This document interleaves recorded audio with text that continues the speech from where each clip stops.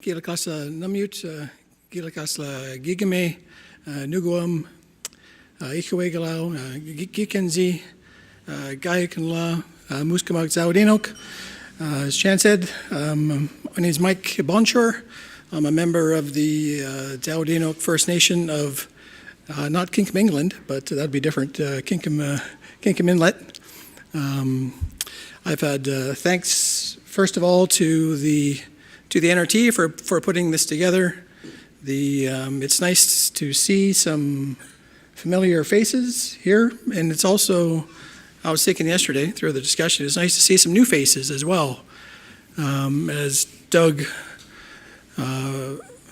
articulated, our problems go way back, and it's going to take sort of an ongoing process, I think, of perhaps new ideas and new people with new ideas. So I welcome your participation today. So I'm going to be talking about partnerships. I should have got a tutorial on this. See if this works.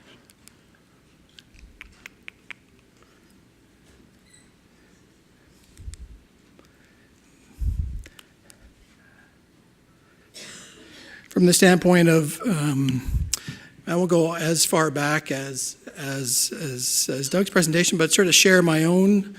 I thought the one way or one logical way for me to sort of share and discuss partnerships is to sort of share my own experience going back to when I sort of first started working with First Nations and sort of the First Nations environment.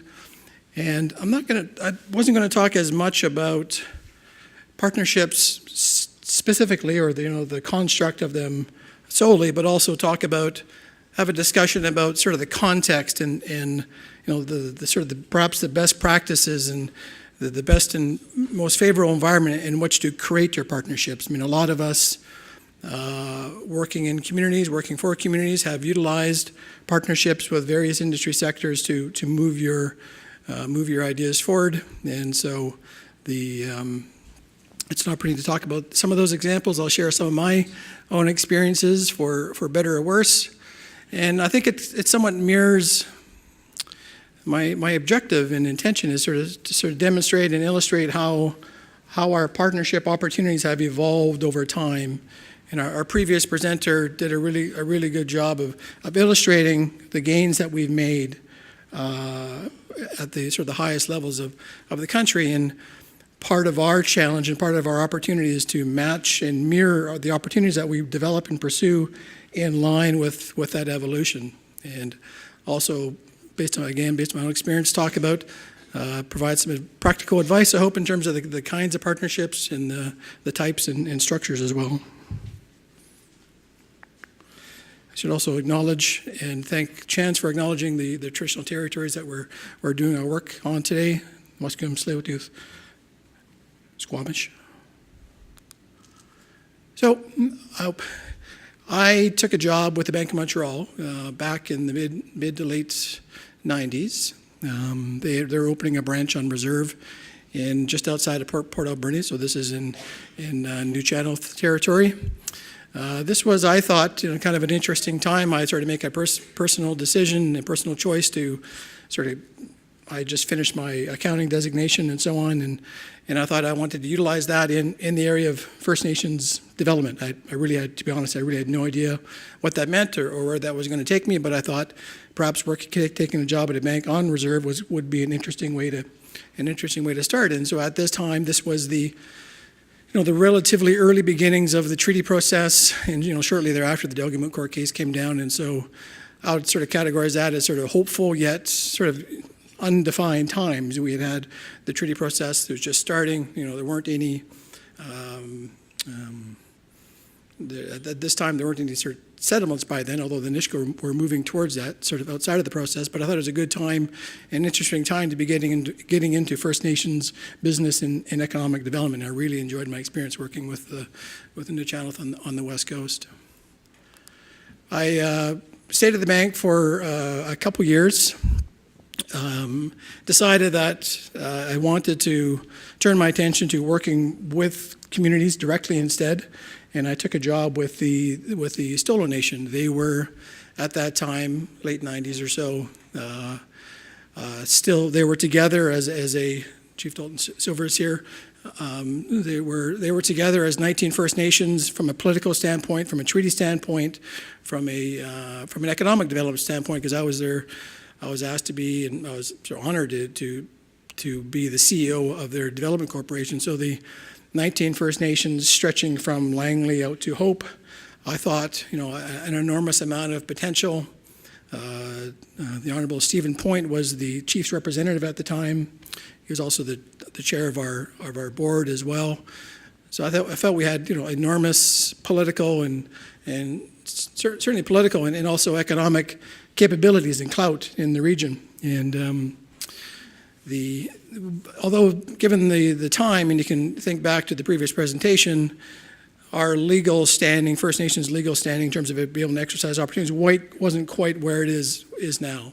So most of our efforts focused in on what was going on in the reserve. We had primarily a reserve land base to work from. The Development Corporation itself didn't own any land, didn't directly own any resources. Those are held within the bands themselves. Still, the issues and opportunities around Crown land resources, Crown resource and land within Stolo territory, we hadn't fully, at that time, hadn't fully been able to, in advance of HIDA, they had taken quite the same shape as they were now, but we had an economic mandate to create wealth for the Stolo Nation and create opportunities. So this goes back to, and I'm going to spend a bit of time talking about this today in terms of how to best organize yourselves prior to you delving into partnerships. So I was fortunate in that we had a large territory. We had 19 different political bodies, 19 different First Nations that we reported to, but I reported back to an autonomous board of directors. And so we had the opportunity to build our own plans, make our own decisions, develop our own strategic plans. We went through an interesting process as well of inputting our economic development strategy together, of undertaking what we called a economic consolidation report. And that was to really get a better understanding of what sort of the economic standing was of the Stolo Nation. And so we went through a process of working directly with all 19 First Nations, with the Stolo Nation government itself, to get a better understanding of what the economic impact as it was in that day in the region. And so we were able to come up with a number of, every year Stolo was contributing in excess of $20 million into the Langleys and the Abbotsfords and the Chilliwack's regional economies. So we use that as a bit of a basis, as a bit of a jumpstart for us, as well as a bit of a touch point to develop our own economic opportunities. So in the context of having a plan, having good information, not quite access to all the resources that may be available in today's terms, having an autonomous board to be able to make decisions, we did the most logical thing. We invested in a cabbage roll and quiche business. And so it sounds odd, it still sounds odd now, but at the time it made a tremendous amount of sense. This was a company in Stolo territory that was looking for a partner. They were looking for an equity partner. We were, I'm happy Wed is in the room actually, we were technically a community futures office, but sometime prior to my joining Stolo Development Corporation, as I mentioned, Stephen Point was our chair and the chief's representative. He had like literally kicked Wed out of the room because we didn't want to be following what their mandate. We wanted to create our own mandate and become an equity investor. And there was, back in the day, if you read the fine print in the community futures loan agreements, you were allowed to be an equity investor. And so we dug through the pages of our agreement with Wed and said, well, we're going to be an equity investor. So we started to look for opportunities to invest in. And so one of them was this business. We found some folks, like-minded folks, that had an opportunity. We thought a viable opportunity. It was going to be, from an employment standpoint, relatively low barriers to employment. They were a growing business. They needed money because their business was growing. They had just garnered some, the prepared foods sector was sort of in its infancy, and so they had just garnered some lucrative contracts with like Save-On Foods and Costco at the time, so they needed a financial partner, and so we filled that space, and we discovered over time and developed a level of trust and understanding, and became their partner. We did some other things too, but this is one of the more interesting partnerships that we created. I'm pointing this like I know where I should be pointing it. Moving forward a little bit further in time, mid 2000s, I was not working with the Solo Nation anymore. I joined a couple partners actually from SLAM to do some consulting work. So the mid 2000s, mid to late 2000s, the treaty process was still ongoing. Perhaps they were hopeful, yet undefined times still, in the sense that the Haida-Taku River case had come down. I guess probably closer to this, that the Nisga'a agreement was settled. We were making advances, as we saw from the previous presentation. We were making advances on the consultation and creating opportunities to engage with industry and engage with government by and through the consultation and accommodation process. And that's really been the nature of my work for the last 20 years or so, has been about how do you turn those consultation and accommodation situations into business and economic opportunities. And so this is every time one of these cases, every time we won one of these cases, at the investment or at the on the shoulders of Haida and groups previously, I think the level of our opportunities increased. I'm not sure where I got the picture of why treaties, but during this time, I started to work with the Kwantlen First Nation, which is one of the Stolo communities located, centered in Langley, and that's a visual of their traditional territory. With Stolo going, sort of dispersing as a political and administrative body, Kwantlen had sort of begun to, I think Miles might have touched on this yesterday, had begun to assert itself as a nation. They're a traditional governance. They have a hereditary chief, Chief Marion Gabriel, that's been the chief there for the better part of 20 years. They had gotten to a point in terms of their own, I guess I would call it community confidence, to begin to assert themselves and assert their territory and begin to, they went through a process of communicating who they were, what they're about, who their territory was, what their territory was to industry, to government, and to other First Nations. And this was at the same time when there were increasing levels of consultation required by the government, resulting in accommodation measures depending on the issue. Around this time, the province was in the process. I don't remember who the government was now, but the province was in the process to balance their books. Were in a fairly aggressive, in the midst of a fairly aggressive program to start to sell off Crown land, and we began discussions with them to talk about, well, you're going to be selling off this Crown land. How are we going to fit into this? I think at the same time they were in the planning stages of building the what's now the finished Portman Bridge. We ended up coming to an understanding, captured in an IBA that resulted in the transfer of a couple of parcels of land, fee simple chunks of land, one in Maple Ridge and one in Langley, along with some other accommodation pieces. One of the Langley piece, I won't get into that too much, but this was a fee simple parcel of land. It just so happened, coincidentally, but luckily, that area of Langley was becoming this sort of high, was becoming a luxury car center for, so BMW was across the street and Porsche was across the street, new dealerships being built. And so we were approached by Mercedes to build a Mercedes dealership. And so we went through a process over a period of a year or so to build on the land that we had acquired through this accommodation to build and construct a 40,000 square foot Mercedes dealership for them with a 20-year lease, which Kwantlen is in the midst of benefiting right now. The other chunk of land was sort of where my partnership story comes in that that land was a former gravel pit, and unbeknownst to the provincial negotiators that we were dealing with at the time, another branch of the government was also negotiating with a company to must have been Energy Mines or to buy the land, and so everyone was quite surprised, except for ourselves, that we had acquired the land, and so we got title to the land. It was literally at that meeting when we were signing off the deal that the province said, "Oh, by the way, there's an interested party that owns all the land surrounding the land that you just acquired." We didn't know that at the time.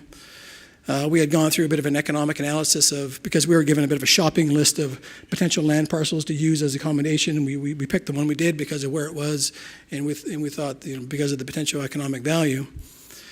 But we didn't know that there was a party that was interested in acquiring it and adding it to what they had planned for a residential development.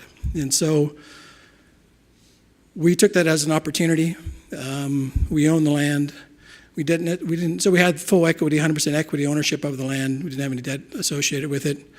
We had a party that was literally not across the street, but on the same side of the street.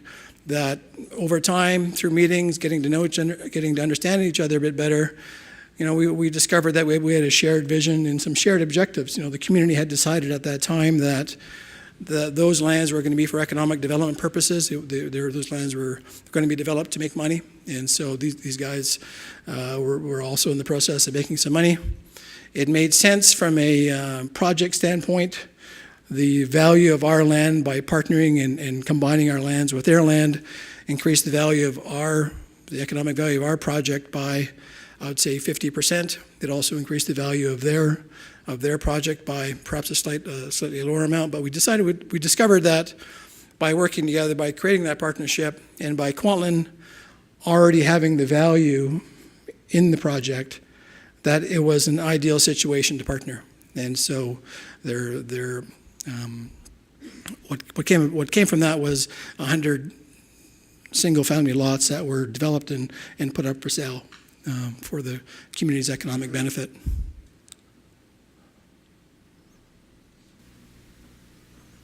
Make sure I'm not missing anything there. So looking at today, jumping forward to today, we have the recent Chilcotin decision, which is obviously a monumental decision, spelling out and affirming Aboriginal title to lands. And so I think that again raises the bar in terms of our economic potential and opportunities. And I think we're starting to see this. I'm not saying these opportunities that I've noted here, whether they be the First Nations LP or the Musqueam Tsleil-Waututh Squamish land development, are directly tied to the Chilcotin decision. But overall, our environment has changed. Overall, I think the opportunities to partner and the kinds of partnerships we can put together have changed. And so in the case of the First Nations Limited Partnership, you have a group of First Nations, primarily in northern BC, that have decided to consider and look at working together to begin to take better advantage of economic opportunities throughout their shared territory. So they have an opportunity to play a greater role in the energy projects that are happening in their territory. Closer to here, Musqueam Tsleil-Waututh Squamish were, I think, initially all in a consultation process independent of each other with the provincial and federal governments. Once they decided to work together, the conversations that they had, and I'm sure the difficult conversations they had, as Doug had indicated, changed the same way that our conversations changed with Kwantlen back in the day. So now they're in a position, through partnering together initially, they've created a much larger economic opportunity than they would have individually. In turn, they've taken that partnered up with other land development industry players to work on. Their starting point is a $500 million parcel of land in one of the most land-rich areas of the country. One example that you may be less familiar with is in New Zealand, if you travel around New Zealand, you'll find sometimes your phone may switch over to a mobile company called 2 Degrees. 2 Degrees is a company that was initiated by the Maoris. When the New Zealand government went out to tender a new cellular license, the Maoris, as a collective body, sort of put up their hands and said, "Well, hold on here. I know the Treaty Waitangi may not have specified sort of cellular signals in the body of the agreement, but we feel that right that you're about to sell off for a lot of money belongs to us." And so over a period of time, they were successful in garnering the license that the New Zealand government, instead of auctioning it off, they directed it directly to the Maori. They created a company called 2 Degrees. They found some partners, I think originally from Japan. Now they have a stake. They still have a stake in this company called 2 Degrees, which provides cellular coverage throughout New Zealand. I was asking them why they called it 2 Degrees. And I was fortunate to spend some time with one of the chairs of the Maori, the National Maori Caucus. And he said, "Well, I think it's normally the term is 6 degrees. We're all sort of 6 degrees of separation between us and Matt Damon or somebody." And but he says here in Maori we're only 2 degrees separated. So that's where they got the name. So I think from my standpoint, the interesting aspect of all of these examples are that this came about by groups of First Nations with like-minded interests coming together to partner together initially before they went out and partnered with industry. And I think that's really the next evolution of economic development success for First Nations here in BC. So I think hopefully we'll see this more and more. And to be honest, I don't really know, where Doug's story ends in terms of our legal rights and understandings, where that ends and where the next story begins in terms of realizing economic benefit. I'm not exactly sure how that's going to happen, but I think it's going to be through examples like this that we'll learn and create new opportunities for us to take advantage of that, because it's obviously a very complicated situation, but we're already starting to see tangible, positive, favorable economic benefits coming from our commonly held position. So I know it's really difficult. I've worked all over the province. We experience this all over the province in terms of the opportunity to work together within a tribal unit and the potential benefits that can flow from that. But getting to that place, we're not all there, I think, legally or economically. And I'll step off there because I'm getting in over my head. So before I get into partnerships in my discussion, I think it's, I go back to the Kwantlen situation and what they've done, and now they were one of the groups recognized by the BC Aboriginal Achievement Awards at the last go-around in the CM Kwantlen Business Group. Their situation really changed when they started to develop the necessary community confidence to change their community. And I'm talking in, I guess, economic terms here, business and economic development, because that's sort of my area, but they realized that change in all areas of their community. Education levels, health levels, substance abuse issues. Once they begun to assert themselves as Kwantlen, started to manage their own and govern their own affairs as Kwantlen, everything changed for them. I'm not saying it wasn't overnight, and they've got very strong, smart leadership that enabled that change, but it really started with that happening. And before we embarked on, before any of us embark on finding the right solution, in this case our topic of discussion is partnerships, is we need to ask ourselves, do we need a partner? Can we do this ourselves? What is really stopping us from doing this ourselves? Is this the right time to partner, in the sense that do we have our own house in order, our own governance house in order to make that happen? Because as I'll get into, partnerships are difficult. Any kind of partnership is difficult. And I'll get into a little bit more about, and probably in some cases, repeat a little bit some of the conversation that I heard yesterday in terms of how to approach economic development. But thinking back, and I didn't know, thinking back to kind of where we're at now, post-Chilcotin, sort of mid or post-UNDRIP and so on, and what that means, I think it's possible that, and other folks may have a different opinion, this is only an opinion, that we're beginning to have elements of our own governance that are beginning to equate back to the point of contact. I may be totally off, but I think, when we look back to whether it was the Cook and dealing with what they called Nootka at the time on the West Coast in terms of original contact, or the groups like Kwantlen and the Salish dealing with the folks on the Fraser River. We've been involved in business relationships going back to that point in time, and also we obviously had our own internal business relationships and partnerships within our own nations.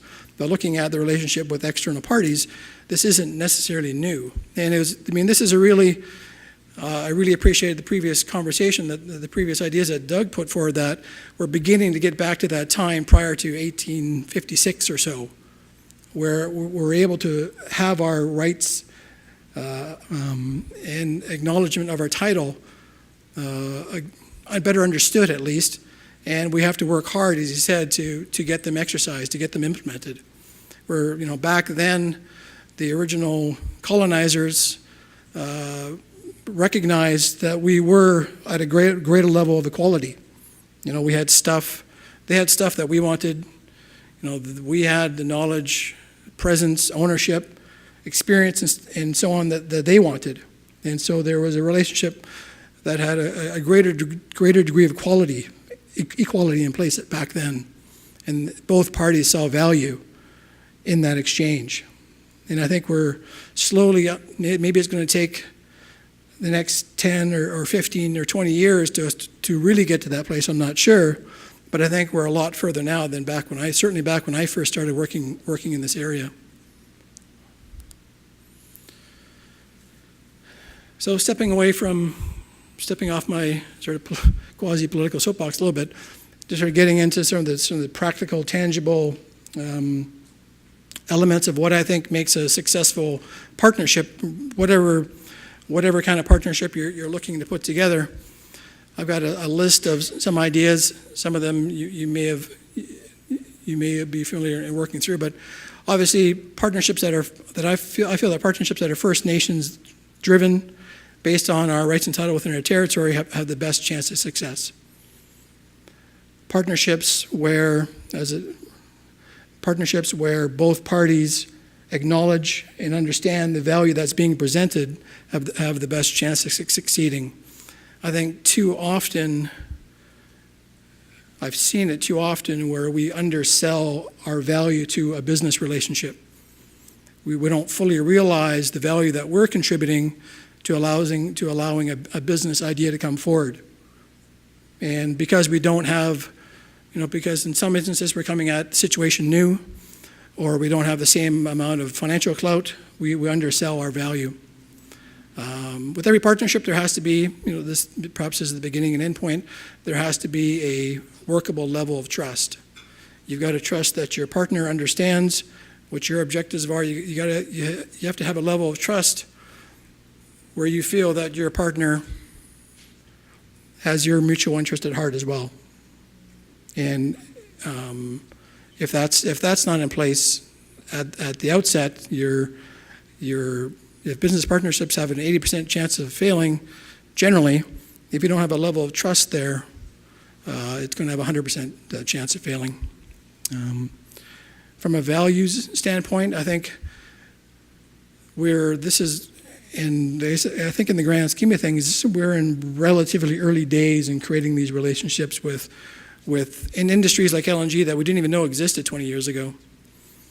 The amount of work that's required to have your proponents understand where you're coming from, who you are, what your values are, the fact that we have a long-term view to this, the fact that we're not going anywhere, shared wealth, focus on the environment, and so on. You need that level of understanding of those values in place to make your partnership work as well. I guess somewhat tied to the trust issue is, I think you have to have 100% transparency. And that's from the start right till the end of your partnership. You can't have, I've seen partnerships fail for sure, where there's a lack of information being shared. And also not just a lack of information, but a lack of understanding of the information that's being shared. You have to have, we're getting more and more sophisticated, I think, in our business partnerships. We're taking on equity positions. We're looking for royalties. We're looking for percentages of gross revenues and so on. How we have to have that open and transparent relationship to understand that we're getting a fair deal. And so you can have the trust there, but still got to show us, I guess, is kind of the bottom line. And I put up exit strategy as well, because not every partnership has to last forever. And I think it's better to address your expectations in terms of how long you expect this relationship to last at the outset, because it's a lot easier to deal with the ending of a partnership when you see it coming, rather than having to deal with it on a more ad hoc basis. So those are some of my thoughts in terms of what needs to go into partnerships. There was some good discussion yesterday from both Art and Brian about how to approach economic development, and we're still having that conversation. I mean, that's what I find interesting too, is that we're still 20, 30, 40 years in, we're still having this conversation about how do we do this, and it's a necessary conversation. How do we go about this?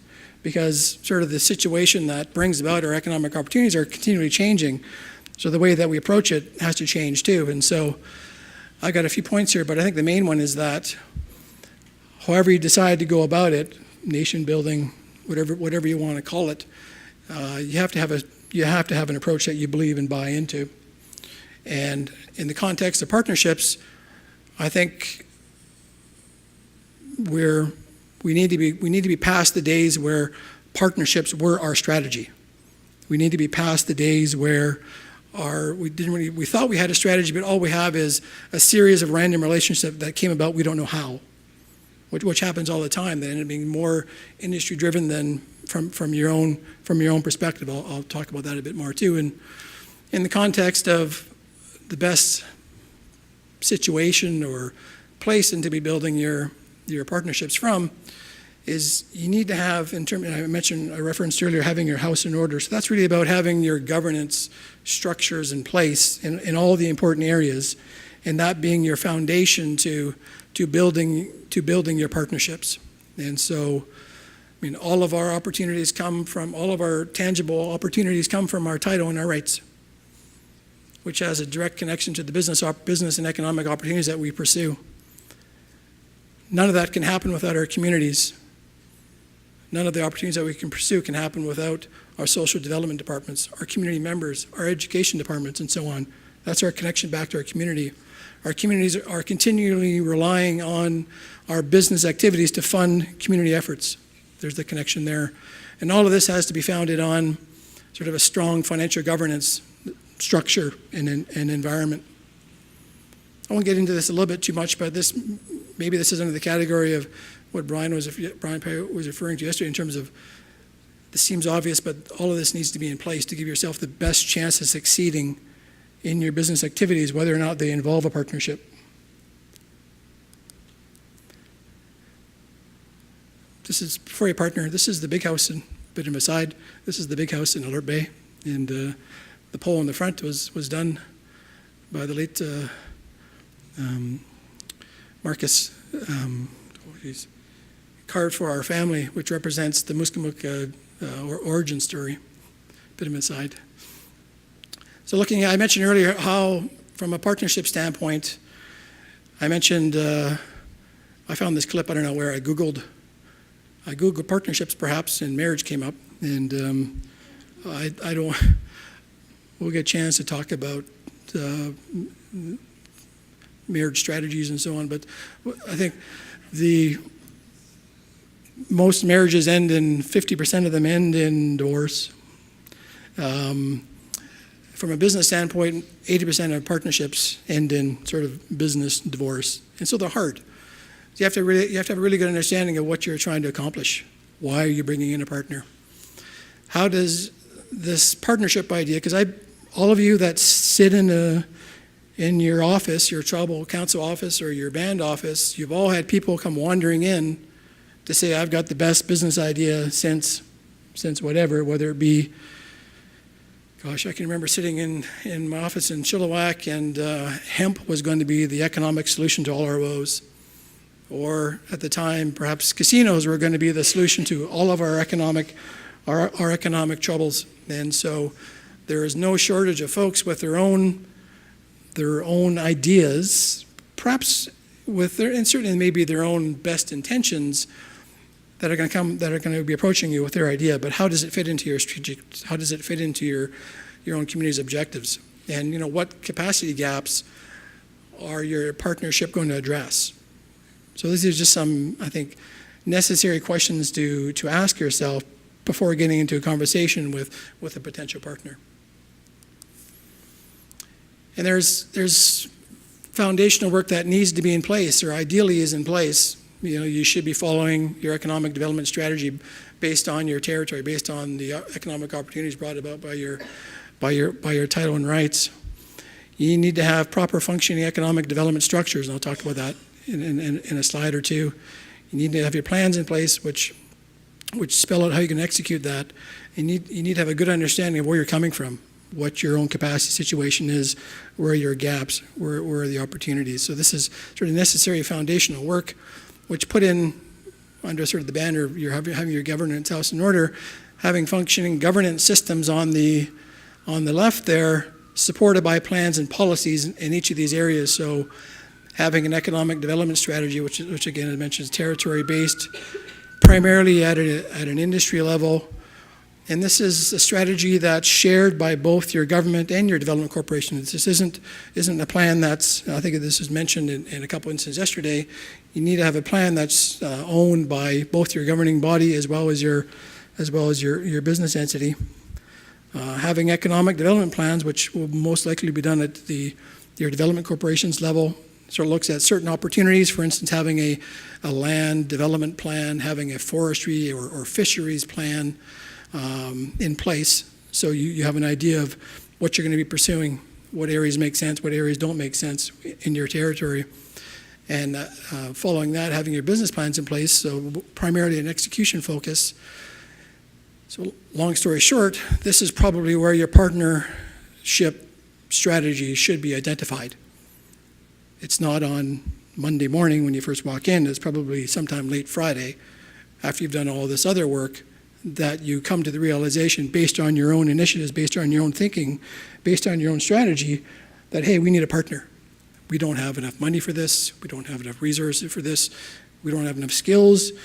We're not bondable, perhaps. All of those things, the gaps are identified. Then you can come to the conclusion yourself that we need a partner like somebody to be able to help us address this opportunity.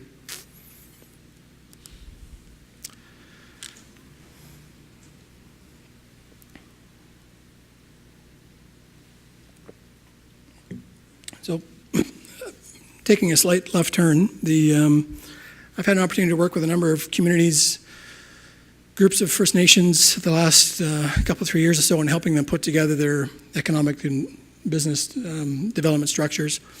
And I think this is the most important partnership. I think probably most of you have a structure along these lines, if you've gone through the process in recent years to put together not just development corporation, but a partnership between your development corporation and your governing body. That is by legal terms a partnership. And so to the degree and extent that you have a successful working partnership between your governing council and your business interests represented by your board of directors, to the degree that that is a functional working relationship, you increase your odds of having successful external partnerships, right? You can't it's probably unrealistic to have an expectation that you're going to have great working relationships with 5 different industry bodies if you don't have a functioning working relationship internally. And so all of the rules, practices, policies that you have an expectation of your business partner, you should have in place internally as well. So the ability to set direction and focus, that's on the onus of both partners here. Having the ability to make decisions and having a decision-making structure in place. It's generally going to be through your chief and council or your community, captured in your economic development strategies. That's going to identify the kinds of businesses, the kinds of areas that you want to get into. You need chief and council to be able to make those decisions. And once they've made them, you need your board of directors and your senior management to be able to execute on those ideas and make those decisions. You need to have all of those considerations documented. And so most likely all of you sat in a room with your lawyer and sort of pretended to go through your limited partnership agreement and your shareholders agreement. You need to have those in place. You need to have those key considerations understood and in practice. Going back to trust and transparency, I initially spoke to that in terms of having the relationship with your external partner. You need that in place internally as well. You need to have your chief and council trust the board of directors that they put in place. You need to have your board of directors trust that chief and council isn't going to derail or throw a wrench into the business opportunities that you're pursuing. There needs to be the utmost of transparency. There can't be a divide between the chief and council office and your DevCorp's office. You need to be getting together on a regular basis to talk about where you're at in terms of executing your annual plan, your financial results, how things have been going, having that ongoing transparent relationship.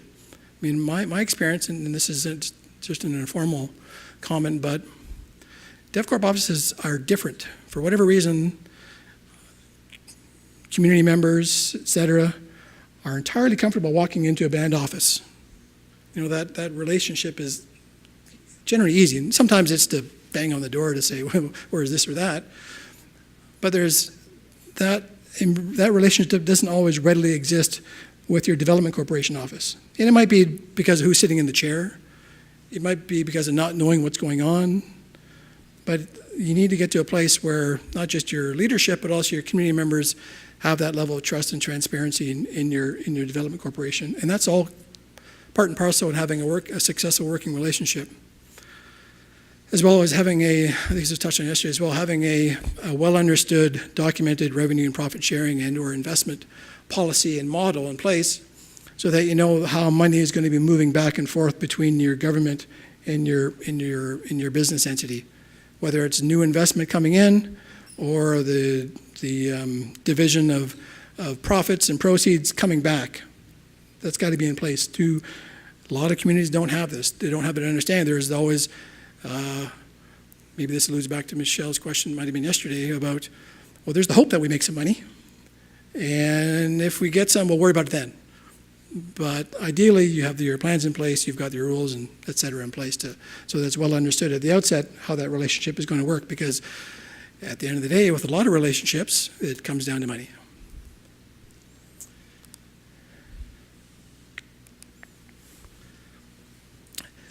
So not just because Chans is here, I wanted to also illustrate the 6 steps of the assertion process. We've talked about that, and this is sort of the foundation of why we're, what the framework for these 2 days discussion in terms of how to move your community forward using these 6 steps. And where does partnership, having your partners fit into this assertion process? And this was my best guess. Other folks may have a different opinion, but it's at the implementation stage, in the same way that it could be at your business planning stage where you're about to implement your opportunity. It's at that stage where you identify the necessary partners that you want to bring to the table. I could also be convinced that it's at stage 4 too, on the negotiation side, because if you're in IBA negotiations with the industry or government, A lot of times the idea of contract opportunities come up, and there may be some value in having your industry partner in the room as well to help you sort of walk through and understand the economics of what that opportunity is, especially as it relates to contracting. And because invariably what happens in your discussions with who's ever on the other side of the table with you on an IBA discussion, the question is always, well, tell us what you can do. And if you have a limited amount of capacity, you don't have your partnerships in place and so on, sometimes you'll hear back, well, you can't really do that. How are you going to do that? If you've got the demonstrated capacity already in place, which may be through a partnership, you may be able to leverage a more lucrative IBA in terms of the economics.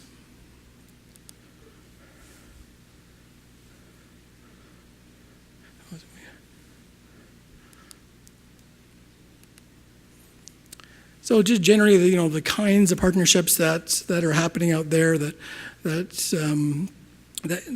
I've seen, they're from a First Nation driven point of view, is they're generally related to an opportunity.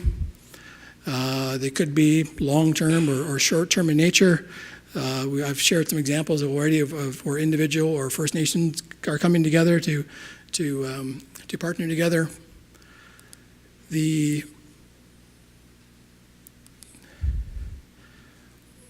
I wanted to throw out some generic examples as well, and hopefully you can put them in the context of your own situation, depending on where you are. But your partnerships can be primarily financially focused.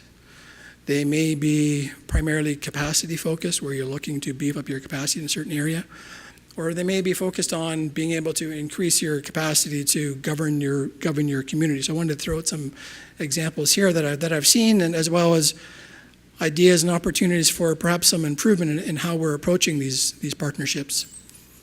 The financially focused ones, these are situations where I've got the picture of the Port Mann Bridge when it was being planned up. Some large opportunity is being planned for your territory. It may not be a fit, as I've noted here. It may not be a fit in your long-term economic development strategy. But you don't want to lose out on the opportunity. You want to participate in the economic benefits that could flow from that. So you form a partnership with a company A or company B, or in some cases, some communities, certainly the ones in the sort of the LNG belt, if there's such a term, have developed partnerships or joint ventures with multitudes of industry partners, all on the premise that they have the capacity to undertake contract A or contract B. It's a possibility that your community doesn't have the time, capacity, resources to participate in all of those opportunities, but you have an opportunity to sort of acquire economic benefit by taking a percentage of the gross contract. And so I don't think there's anything wrong with that. I think it's my initial thinking and putting this together, I was saying, well, it's kind of old school, maybe you shouldn't mention it. But I think it's okay. I think it's okay to recognize that that's not really who we are, but it's happening in our territory. We want to take advantage of it. And it's generally associated with as I said, a specialized project or a procurement opportunity, perhaps embedded in your IBA agreement that you've negotiated. I would see it as kind of a transitionary approach to putting partnerships together. I don't want to preempt Keith, but I did want to put out an example of a sort of capacity-focused partnership. Most, if not all, of the folks in the room are participating to some level in the forest sector here through your FROs or FRAs that you would have signed 10 years ago. At least 10 years ago, right? Yeah. So I see this as an opportunity to build on your ownership and operational capacity. We're 10 years in now. I don't know, maybe a show of hands, how many folks can run their own forestry business? Well, except for Keith. So there's Keith and one other. And so, not to say it's too late, but for the most part, those economic opportunities that were granted through those agreements were long-term in nature. You're going to get a volume or area-based tenure, which is an economic opportunity, which you should have for at least 10 years, if not longer. And so when you're putting your partnership together, and most communities have created sort of partnerships, but they're really just enabling that economic opportunity to happen with the partner, and you're not building the capacity internally to be able to manage that yourselves. And so I think it's an opportunity to structure the partnership, or perhaps restructure the partnership at this stage in a way that the intended outcome, the understood outcome in this partnership is that after 5 years, we're going to be running this. There may be an economic cost to that. You may have to eat into a chunk of your profits to do it. But after 5 years, the outcome, the desired outcome and objective of both partners is that the First Nation can run their own forestry business. I think this is happening more and more, especially when large projects are happening in your territory.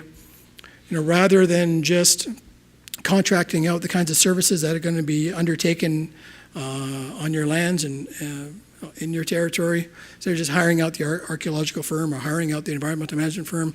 Some communities are taking the approach to, well, let's start our own company. Let's partner with this group instead, begin to transfer that capacity back to us so that over time, perhaps with the next project, we can do that ourselves, right? It has economic benefits, but it also has, I found that these are areas that community members are really interested in. So I would see this as a long-term approach to this, but we've got to be patient. We've already had, going back to the FR example, we've had some of these opportunities in front of us, under our own control for the past 10 years, right?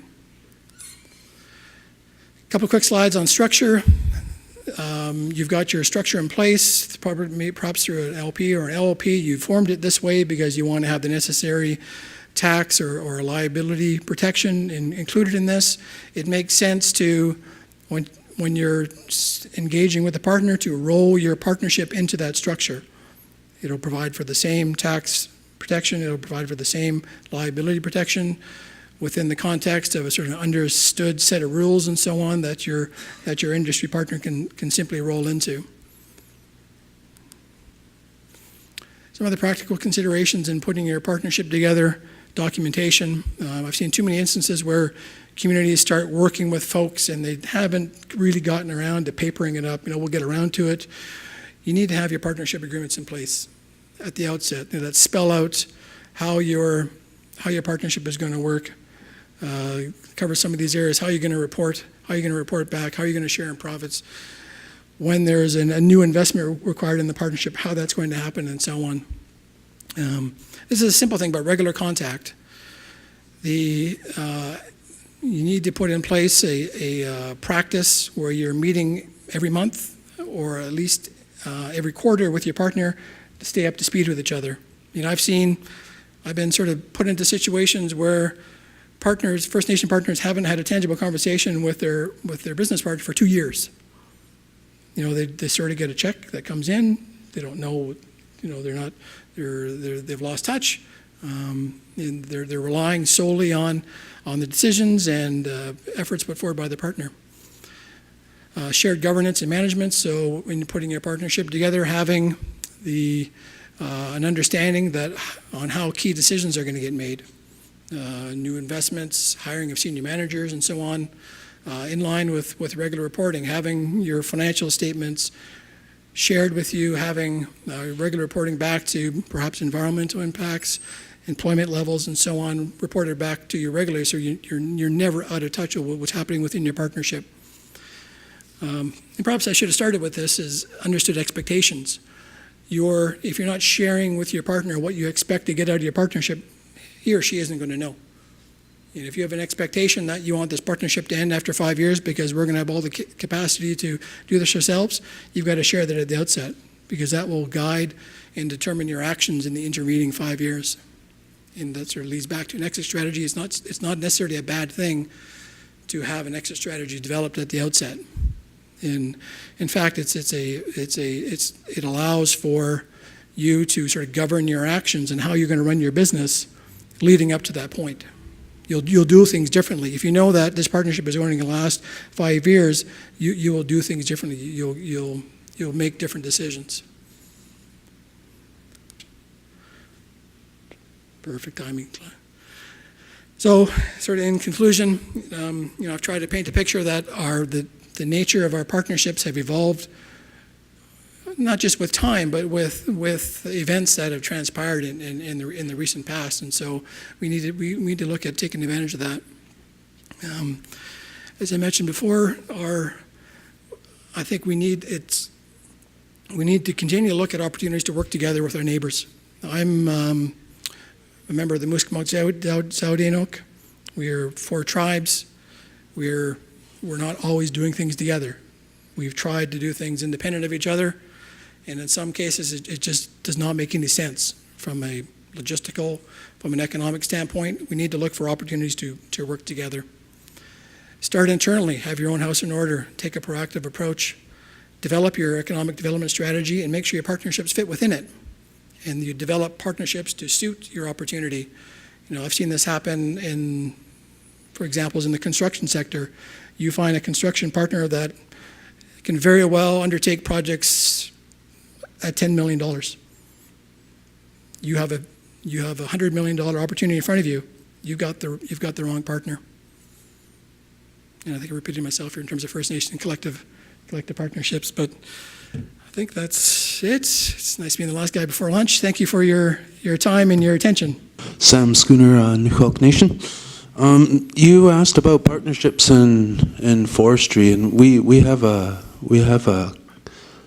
Nukok Limited Forestry Partnership, but I'd like to believe it's run by us, but it really isn't. I mean, we rely heavily on what do you call them? The ones that's the brokers, to finance. And so I don't know, like, what's your question being said like that? I mean, like, it is our business, but we rely heavily on them for it's sort of a partnership, I guess, but I mean, and the way it's set up too, I mean, we have like 30,000 cubic meters that we're cutting on an annual basis, and that's nothing. And it's a business that's just about run like an administration, where it's a business to not make money, it seems to me. Yeah. Yeah. I just that's what I thought of your question there. I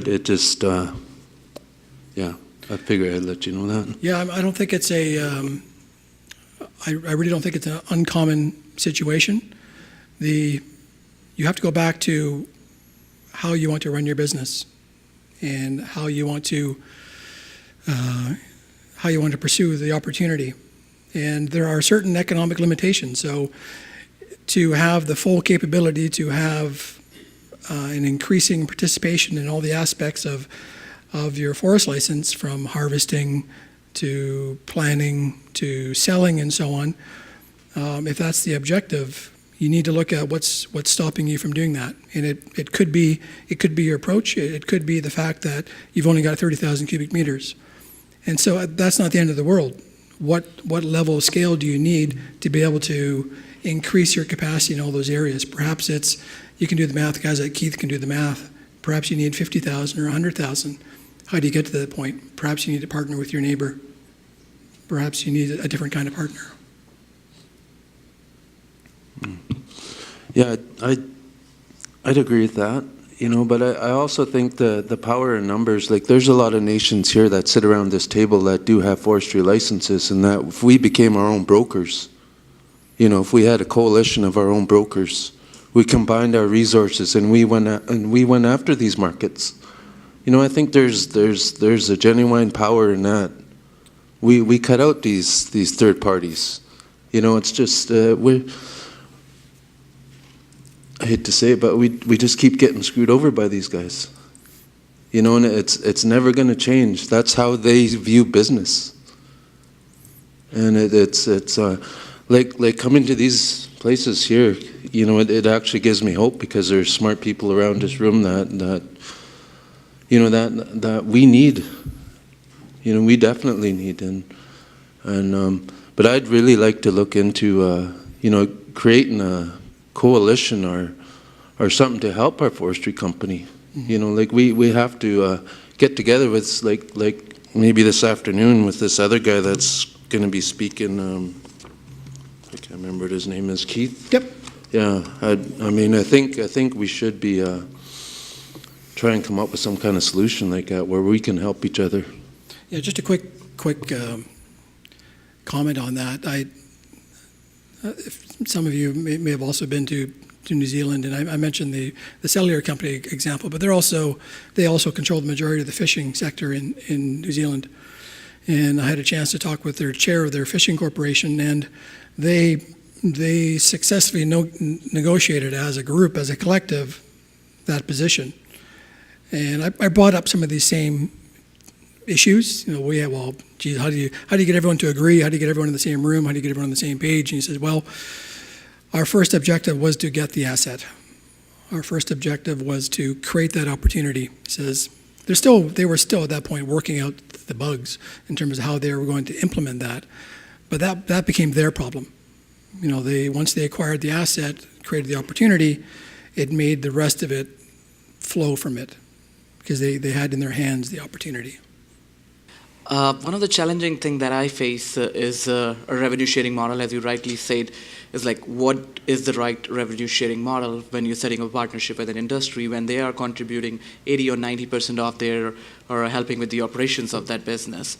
So is there any revenue sharing model that is there in place that can be used when you're negotiating with industry partners, or it has to be a piecemeal where we have to decide with the industry and sometimes we don't come to an agreement because there is no standards that we can use? That's a good question. I think I mentioned a couple of different times in a couple of different ways the notion of value and getting full value back for what you're contributing back to the partnership opportunity. When you're working with a partner, in the case they may be the sawmill, they may be the logger, the contracting company, there is a certain value that I think you can get. There are industry standards on what it should cost to harvest 50,000 cubic meters of wood. What is that industry standard? They should have a right to that, and that sort of becomes the understanding. But that becomes part of the sort of the transparent conversation. Beyond that, I mean, in that way, you're acquiring a service that they're performing for you. Perhaps it's a situation where they get full value for what they're doing, but beyond that, you negotiate an equal interest in the balance of it, because the wood is coming from the Clé Tenay. What is the value of that? If they don't have that, they don't log anything. None of their workers work. Right? So it's about understanding the business, about making sure that they're getting fair, but not being overcompensated for what they're contributing. To be my answer at this standing here right now.